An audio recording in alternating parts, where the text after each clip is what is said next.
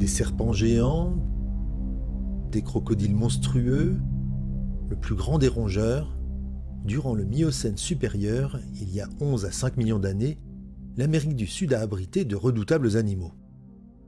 C'est dans ces étendues humides qu'évolue également la plus grande tortue d'eau douce ayant vécu sur Terre, Stupendemis geographicus.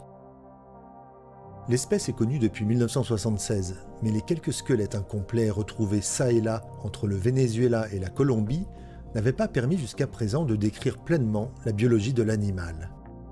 Grâce à de nouveaux fossiles, une équipe de l'université de Rosario en Colombie a réussi à en savoir un peu plus.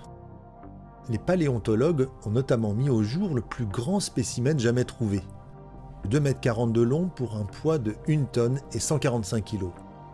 C'est presque 100 fois plus que son plus proche parent actuel, et c'est 2 fois plus que la plus grande tortue vivant dans nos océans, la tortue luth.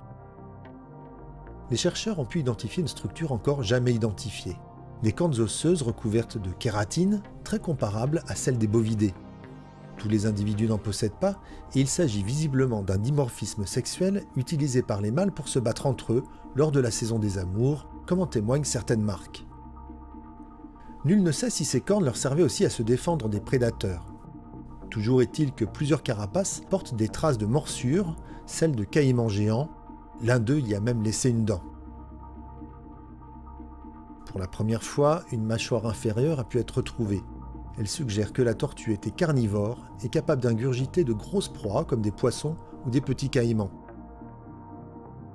À l'instar de nombreuses tortues d'eau douce, le reptile devait également se nourrir de fruits tombés dans le fleuve.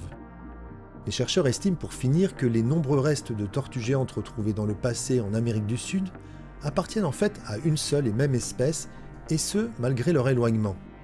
Durant le Miocène, la présence d'une immense zone humide, baptisée formation de Pébas, a en effet permis aux reptiles de se répandre sans difficulté sur un très large territoire. Il y a 5 millions d'années, en revanche, la baisse des températures et l'aridification ont eu raison de l'espèce, ainsi que de la plupart des animaux géants vivant en Amazonie.